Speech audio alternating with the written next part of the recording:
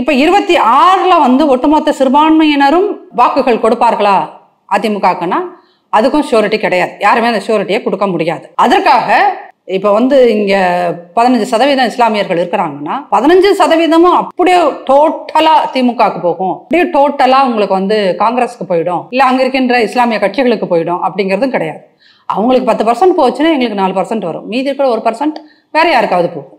இல்ல அவங்க 10 போகுங்கிறதா பிரச்சனை. அவங்க வெற்றியை தீர்மானிக்கிறது அந்த 10% தானே. இல்ல இப்ப நீங்க 10% வந்து உங்களுக்கு இஸ்லாமியர்களோட ஓட்டு அந்த பக்கம் போகுது அப்படின்னா, இன்னைக்கு விவசாயிகள் வந்து ஒட்டுமொத்த தமிழகத்திலேயும் அவங்களோட ஓட்டிங் பர்சன்டேஜ் வந்து 20% இருக்குதுன்னா அந்த 20ல் 17% அதிமுக வருது. ஸோ இது உங்களுக்கு தேர்தல் இதை பொறுத்தவரைக்கும் இங்க எல்லாமே கால்குலேஷன்ஸ் சார், நம்பர் தான். அதுதான் இந்த ஜனநாயகத்தோட துயரமும் அதுதான், வெற்றியும் அதுதான். அப்படிங்கும்போது ஒன்று போச்சுன்னா இன்னொன்று அதை அந்த வந்து ஈக்குவேட் பண்ணியிருக்குது, பண்ணும் அப்படிங்கிற நம்பிக்கை தான் ஒவ்வொரு கட்சிக்குமான ஒரு நம்பிக்கை.